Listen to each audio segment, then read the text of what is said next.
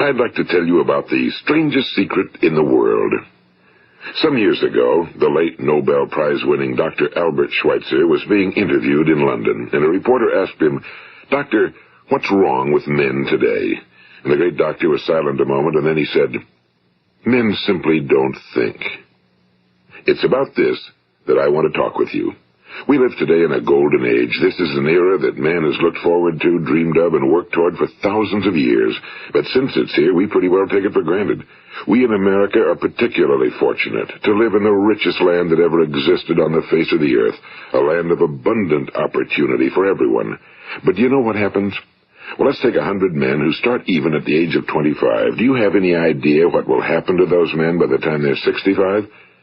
These 100 men who all start even at the age of 25 believe they're going to be successful. If you ask any one of these men if he wanted to be a success, he'd tell you he did. And you'd notice that he was eager toward life, that there was a certain sparkle to his eye, an erectness to his carriage, and life seemed like a pretty interesting adventure to him.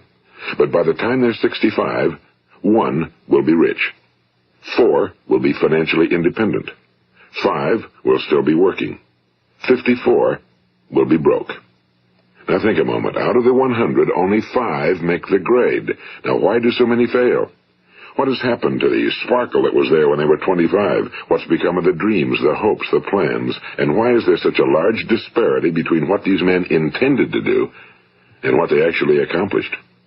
When we say about 5% achieve success, we have to define success. And here's the best definition I've ever been able to find. Success is the progressive realization of a worthy ideal. If a man is working toward a predetermined goal and knows where he's going, that man is a success. If he's not doing that, he's a failure. Success is the progressive realization of a worthy ideal. Rollo May, the distinguished psychiatrist, wrote a wonderful book called Man's Search for Himself. And in this book he says, the opposite of courage in our society is not cowardice. It is conformity. And there you have the trouble today. It's conformity, people acting like everyone else without knowing why, without knowing where they're going. Now think of it.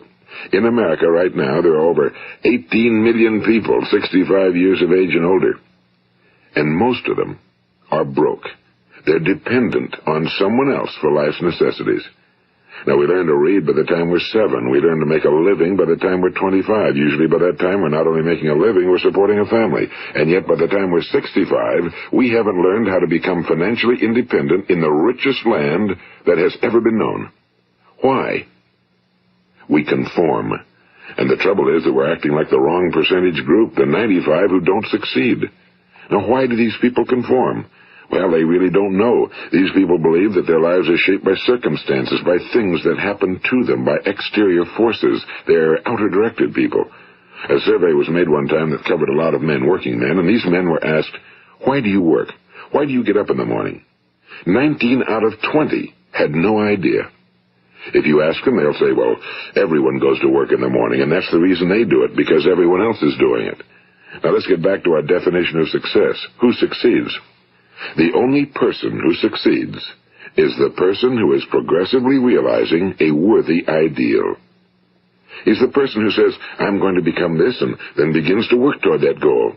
I'll tell you who the successful people are. A success is the school teacher who's teaching school because that's what he or she wants to do. The success is the woman who's a wife and mother because she wanted to become a wife and mother and is doing a good job of it.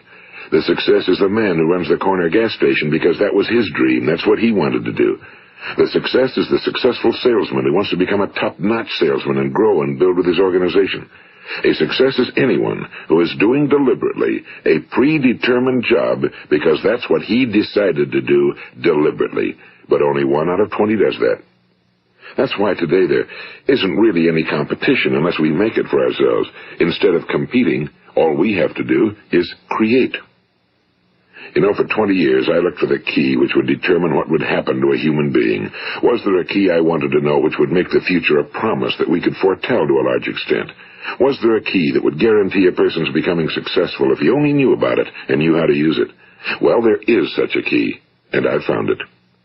Have you ever wondered why so many men work so hard and honestly without ever achieving anything in particular, and others don't seem to work hard and yet seem to get everything? They seem to have the magic touch. You've heard them say that about someone. Everything he touches turns to gold. And have you ever noticed that a man who becomes successful tends to continue to become successful? And on the other hand, have you noticed how a man who's a failure tends to continue to fail? Well, it's because of goals. Some of us have goals, some don't. People with goals succeed because they know where they're going. It's that simple. Think of a ship leaving a harbor, and think of it with the complete voyage mapped out and planned. The captain and crew know exactly where it's going and how long it'll take. It has a definite goal. Now, 9,999 times out of 10,000, it will get to where it started out to get. Now, let's take another ship, just like the first, only let's not put a crew on it or a captain at the helm. Let's give it no aiming point, no goal, no destination. We just start the engines and let it go. I think you'll agree with me that if it gets out of the harbor at all, it will either sink or wind up on some deserted beach, a derelict. It can't go anyplace because it has no destination and no guidance, and it's the same with a human being. Take the salesman, for example.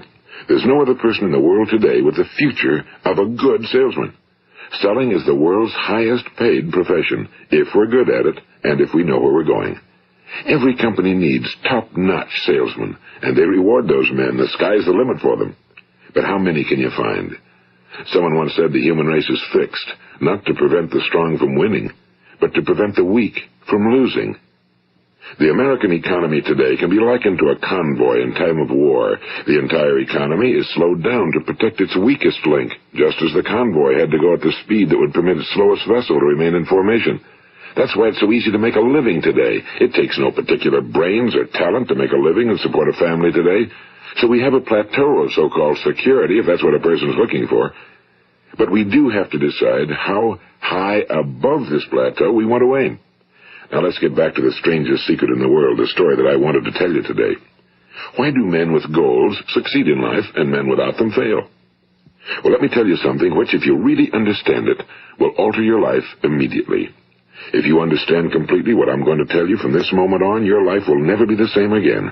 You will suddenly find that good luck just seems to be attracted to you. The things you want just seem to fall in line, and from now on you won't have the problems, the worries, the gnawing lump of anxiety that perhaps you've experienced before. Doubt, fear, well, they'll be things of the past. Here's the key to success and the key to failure. We become what we think about. Now let me say that again. We become what we think about. Throughout all history, the great wise men and teachers, philosophers and prophets have disagreed with one another on many different things. It's only on this one point that they are in complete and unanimous agreement. Listen to what Marcus Aurelius, the great Roman emperor, said. A man's life is what his thoughts make of it. Disraeli said this, everything comes if a man will only wait. I've brought myself by long meditation to the conviction that a human being with a settled purpose must accomplish it, and that nothing can resist a will that will stake even existence for its fulfillment. Ralph Waldo Emerson said this, a man is what he thinks about all day long. William James said, the greatest discovery of my generation is that human beings can alter their lives by altering their attitudes of mind. And he also said, we need only in cold blood act as if the thing in question were real, and it will become infallibly real by growing into such a connection with our life that it will become real. It will become so knit with habit and emotion that our interest in it will be those which characterize belief. And he also said, if you only care enough for a result, you will almost certainly attain it. If you wish to be rich, you will be rich. If you wish to be learned, you will be learned. If you wish to be good, you will be good. Only you must then really wish these things and wish them exclusively, and not wish at the same time 100 other incompatible things just as strongly. In the Bible, you read in Mark 9:23, if thou canst believe, all things are possible to him that believeth. My old friend Dr. Norman Vincent Peale put it this way, this is one of the greatest laws in the universe. Fervently do I wish I had discovered it as a very young man. It dawned upon me much later in life, and I found it to be one of the greatest, if not my greatest discovery outside of my relationship to God. The great law, briefly and simply stated, is that if you think in negative terms, you will get negative results. If you think in positive terms, you will achieve positive results. That is the simple fact, he went on to say, which is at the basis of an astonishing law of prosperity and success. In 3 words, believe and succeed. William Shakespeare put it this way: our doubts are traitors and make us lose the good we oft might win by fearing to attempt. George Bernard Shaw said, people are always blaming their circumstances for what they are. I don't believe in circumstances. The people who get on in this world are the people who get up and look for the circumstances they want, and if they can't find them, make them. Well, it's pretty apparent, isn't it? And every person who discovered this for a while believed that he was the first one to work it out. We become what we think about. Now, it stands to reason that a person who's thinking about a concrete and worthwhile goal is going to reach it, because that's what he's thinking about, and we become what we think about. Conversely, the man who has no goal, who doesn't know where he's going, and whose thoughts must therefore be thoughts of confusion and anxiety and fear and worry, becomes what he thinks about. His life becomes one of frustration and fear and anxiety and worry. And if he thinks about nothing, he becomes nothing. Now, how does it work? Why do we become what we think about? Well, I'll tell you how it works as far as we know. Now, to do this, I want to tell you about a situation that parallels the human mind. Suppose a farmer has some land, and it's good fertile land. Now, the land gives the farmer a choice. He may plant in that land whatever he chooses. The land doesn't care. It's up to the farmer to make the decision. Now, remember, we're comparing the human mind with the land because the mind, like the land, doesn't care what you plant in it. It will return what you plant, but it doesn't care what you plant. Now let's say that the farmer has 2 seeds in his hand. One is a seed of corn. The other is nightshade, a deadly poison. He digs 2 little holes in the earth and he plants both seeds, one corn, the other nightshade. He covers up the holes, waters, and takes care of the land, and what will happen? Invariably the land will return what's planted. As it's written in the Bible, as ye sow, so shall ye reap. Now remember, the land doesn't care. It'll return poison in just as wonderful abundance as it will corn. So up come the 2 plants, one corn, one poison. Now, the human mind is far more fertile, far more incredible and mysterious than the land, but it works the same way. It doesn't care what we plant. Success, failure. A concrete, worthwhile goal, or confusion. Misunderstanding, fear, anxiety, and so on. But what we plant, it must return to us. You see, the human mind is the last great unexplored continent on Earth. It contains riches beyond our wildest dreams. It will return anything we want to plant. Now, you might say, well, if that's true, why don't people use their minds more? Well, I think they figured out an answer to that one, too. Our mind comes as standard equipment at birth. It's free, and things that are given to us for nothing we place little value on. Things that we pay money for, we value. The paradox is that exactly the reverse is true. Everything that's really worthwhile in life came to us free. Our minds, our souls, our bodies, our hopes, our dreams, our ambitions, our intelligence, our love of family and children and friends and country, all these priceless possessions are free. But the things that cost us money are actually very cheap and can be replaced at any time. A good man can be completely wiped out and make another fortune. He can do that several times.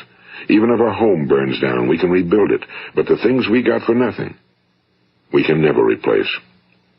The human mind isn't used because we take it for granted. Familiarity breeds contempt. It can do any kind of job we assign to it, but generally speaking, we use it for little jobs instead of big, important ones. Universities have proved that most of us are operating on about 10% or less of our abilities. So decide now, what is it you want? Plant your goal in your mind. It's the most important decision you'll ever make in your entire life. What is it you want? Do you want to be an outstanding salesman? A better worker at your particular job? Do you want to go places in your company? In your community? Do you want to get rich? All you've got to do is plant that seed in your mind, care for it, work steadily toward your goal, and it will become a reality. It not only will, there's no way that it cannot. You see, that's a law, like the laws of Sir Isaac Newton, the laws of gravity. If you get on top of a building and jump off, you'll always go down. You'll never go up, and it's the same with all the other laws of nature. They always work. They're inflexible. Think about your goal in a relaxed, positive way. Picture yourself in your mind's eye as having already achieved this goal. See yourself doing the things you will be doing when you've reached your goal. Ours has been called the phenobarbital age, the age of ulcers and nervous breakdowns and tranquilizers. At a time when medical research has raised us to a new plateau of good health and longevity, far too many of us worry ourselves into an early grave trying to cope with things in our own little personal ways without learning a few great laws that will take care of everything for us. These things we bring on ourselves through our habitual way of thinking. Every one of us is the sum total of his own thoughts. He is where he is because that's exactly where he really wants to be, whether he'll admit that or not. Each of us must live off the fruit of his thoughts in the future, because what you think today and tomorrow, next month and next year, will mold your life and determine your future. You're guided by your mind. I remember one time I was driving through eastern Arizona, and I saw one of those giant earth-moving machines roaring along the road at about 35 miles an hour with what looked like 30 tons of dirt in it. A tremendous, incredible machine, and there was a little man perched way up on top with the wheel in his hands guiding it. And as I drove along, I was struck by the similarity of that machine to the human mind. Just suppose you're sitting at the controls of such a vast source of energy. Are you going to sit back and fold your arms and let it run itself into a ditch? Or are you going to keep both hands firmly on the wheel and control and direct this power to a specific, worthwhile purpose? It's up to you. You're in the driver's seat. You see, the very law that gives us success is a two-edged sword. We must control our thinking. The same rule that can lead a man to a life of success, wealth, happiness, and all the things he ever dreamed of for himself and his family. That very same law can lead him into the gutter. It's all in how he uses it, for good or for bad. This is the strangest secret in the world. Now, why do I say it's strange, and why do I call it a secret? Actually, it isn't a secret at all. It was first promulgated by some of the earliest wise men, and it appears again and again throughout the Bible, but very few people have learned it, understand it. That's why it's strange, and why for some equally strange reason it virtually remains a secret. I believe that you could go out and walk down the main street of your town and ask one man after another what the secret of success is, and you probably wouldn't run into one man in a month who could tell you. Now, this information is enormously valuable to us if we really understand it and apply it. It's valuable to us not only for our own lives, but the lives of those around us, our families, employees, associates, and friends. Life should be an exciting adventure. It should never be a bore. A man should live fully, be alive. He should be glad to get out of bed in the morning. He should be doing a job he likes to do because he does it well. One time I heard Grove Patterson, the great late editor-in-chief of the Toledo Daily Blade, make a speech, and as he concluded his speech, he said something I've never forgotten. He said, "My years in the newspaper business have convinced me of several things. Among them, that people are basically good, and that we came from someplace, and we're going someplace. So we should make our time here an exciting adventure. The architect of the universe didn't build a stairway leading nowhere." And the greatest teacher of all, the carpenter from the plains of Galilee, gave us the secret time and time again. As ye believe, so shall it be done unto you. I've explained the strangest secret in the world and how it works. Now, on this side, I want to explain how you can prove to yourself the enormous returns possible in your own life by putting this secret to a practical test. I want you to make a test that will last 30 days. It isn't going to be easy, but if you'll give it a good try, it will completely change your life for the better. Now, back in the 17th century, Sir Isaac Newton, the English mathematician and natural philosopher, gave us some natural laws of physics which apply as much to human beings as they do to the movement of bodies in the universe. And one of these laws is that for every action, there is an equal and opposite reaction. Simply stated, as it applies to you and me, it means we can achieve nothing without paying the price. The results of your 30-day experiment will be in direct proportion to the effort you put forth. To be a doctor, you must pay the price of long years of difficult study. To be successful in selling, and remember that each of us succeeds to the extent of his ability to sell. Selling our families on our ideas, selling education in schools, selling our children on the advantages of living the good and honest life, selling our associates and employees on the importance of being exceptional people. To, of course, the profession of selling itself. But to be successful in selling our way to the good life, we must be willing to pay the price. Now, what is that price? Well, it's many things. First, it's understanding emotionally, as well as intellectually, that we literally become what we think about, that we must control our thoughts if we're to control our lives. It's understanding fully that as ye sow, so shall ye reap. Second, it's cutting away all fetters from the mind and permitting it to soar as it was divinely designed to do. It's the realization that your limitations are self-imposed and that the opportunities for you today are enormous beyond belief. It's rising above narrow-minded pettiness and prejudice. And third, it's using all your courage to force yourself to think positively on your own problem, to set a definite and clearly defined goal for yourself, to let your marvelous mind think about your goal from all possible angles, to let your imagination speculate freely upon many different possible solutions, to refuse to believe that there are any circumstances sufficiently strong to defeat you in the accomplishment of your purpose, to act promptly and decisively when your course is clear, and to keep constantly aware of the fact that you are, at this moment, standing in the middle of your own acres of diamonds, as Russell Conwell used to point out. And fourth, save at least 10% of every dollar you earn. It's also remembering that no matter what your present job, it has enormous possibilities, if you're willing to pay the price. Now let's just go over the important points in the price each of us must pay to achieve the wonderful life that can be ours. It is, of course, worth any price. 1. You will become what you think about. 2. Remember the word imagination and let your mind begin to soar. 3. Courage. Concentrate on your goal every day. 4. Save 10% of what you earn. And 5. Action. Ideas are worthless unless we act on them. Now, I'll try to outline the 30-day test I want you to make. Keep in mind that you have nothing to lose by making this test and everything you could possibly want to gain. There are two things that may be said of everyone. Each of us wants something, and each of us is afraid of something. I want you to write on a card what it is you want more than anything else. It may be more money. Perhaps you'd like to double your income or make a specific amount of money. It may be a beautiful home. It may be success at your job. It may be a particular position in life. It could be a more harmonious family. Each of us wants something. Now write down on your card specifically what it is you want. Make sure it's a single goal and clearly defined. You needn't show it to anyone, but carry it with you so that you can look at it several times a day.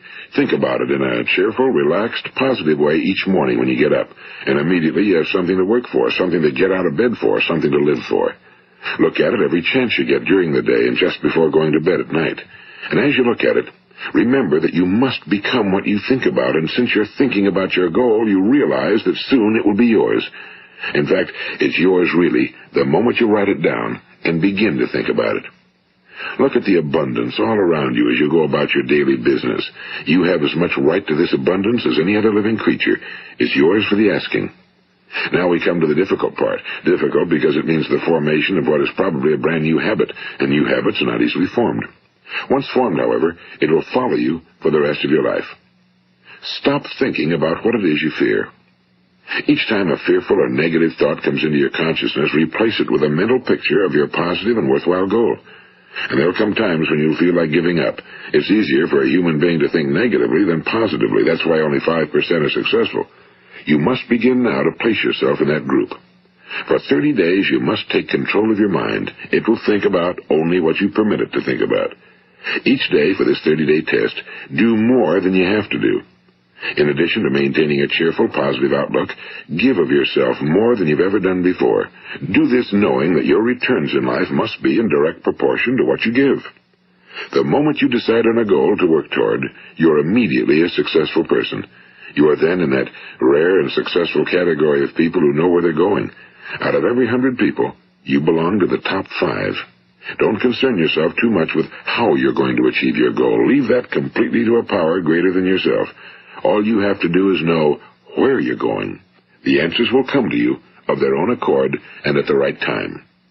Remember these words from the Sermon on the Mount, and remember them well. Keep them constantly before you this month of your test. Ask, and it shall be given you. Seek, and ye shall find. Knock, and it shall be opened unto you. For every one that asketh receiveth, and he that seeketh findeth, and to him that knocketh it shall be opened. It's as marvelous and as simple as that.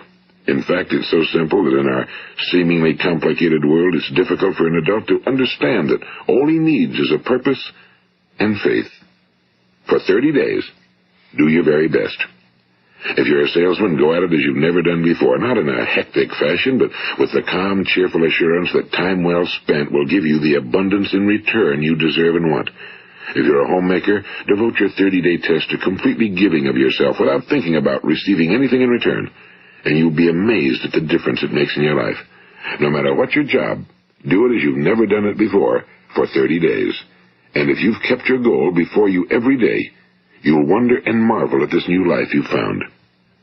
Dorothea Brand, the outstanding editor and writer, discovered it for herself and tells about it in her fine book, Wake Up and Live. Her entire philosophy is reduced to the words, act as though it were impossible to fail. She made her own test with sincerity and faith, and her entire life was changed to one of overwhelming success. Now, you make your test for 30 full days. Don't start your test until you've made up your mind to stick with it. You see, by being persistent, you're demonstrating faith. Persistence is simply another word for faith. If you didn't have faith, you'd never persist. If you should fail during your first 30 days, by that I mean suddenly find yourself overwhelmed by negative thoughts, you've got to start over again from that point and go 30 more days.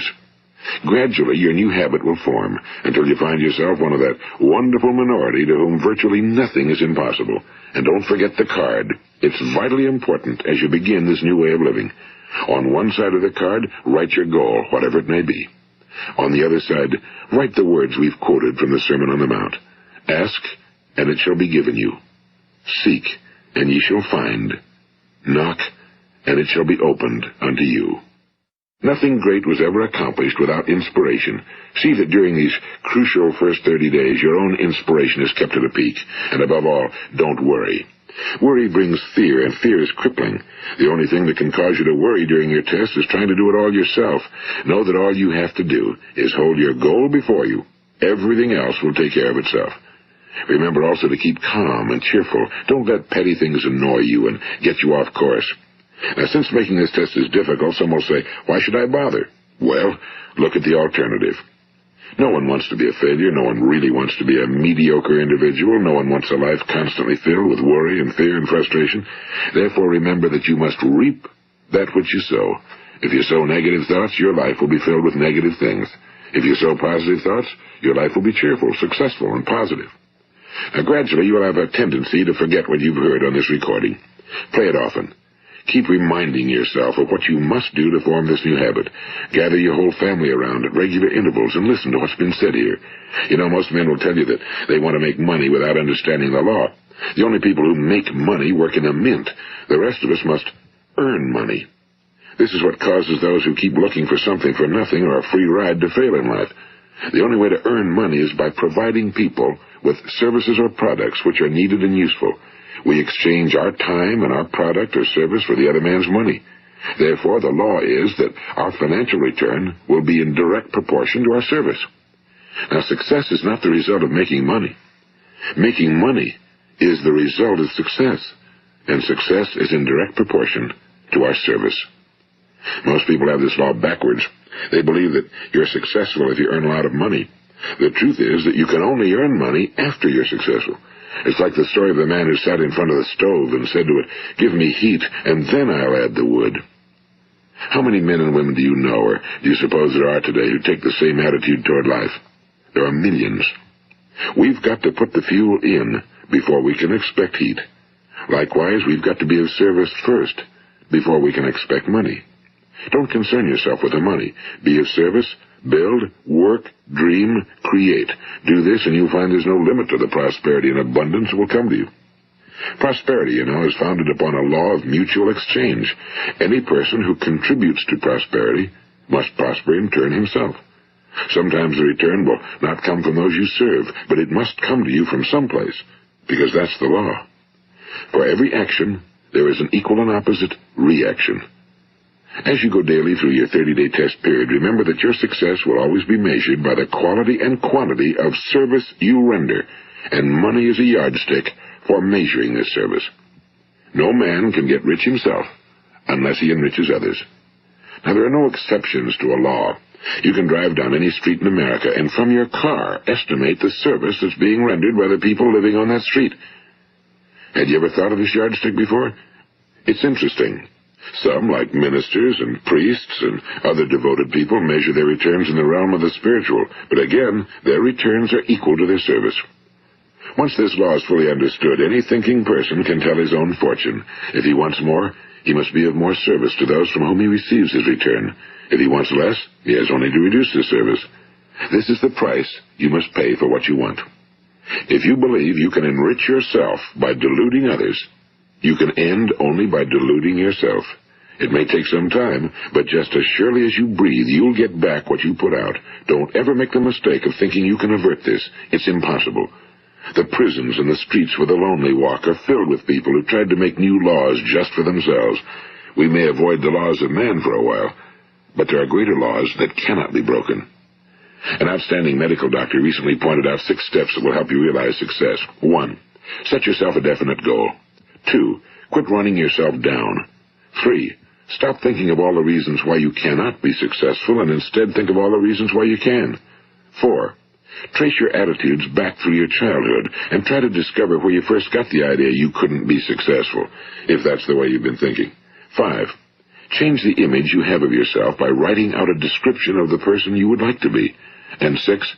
Act the part of the successful person you have decided to become. The doctor who wrote those words is a noted West Coast psychiatrist, Dr. David Harold Fink. Do what the experts since the dawn of recorded history have told you must do. Pay the price by becoming the person you want to become. It's not nearly as difficult as living unsuccessfully. Make your 30-day test, then repeat it again, and each time it will become more a part of you until you'll wonder how you could ever have lived any other way. Live this new way, and the floodgates of abundance will open and pour over you more riches than you may have dreamed existed. Money? Yes, lots of it. But what's more important, you'll have peace. You'll be in that wonderful minority who lead calm, cheerful, successful lives. Start today. You have nothing to lose, but you have a whole life to win. This is Earl Nightingale, and thank you.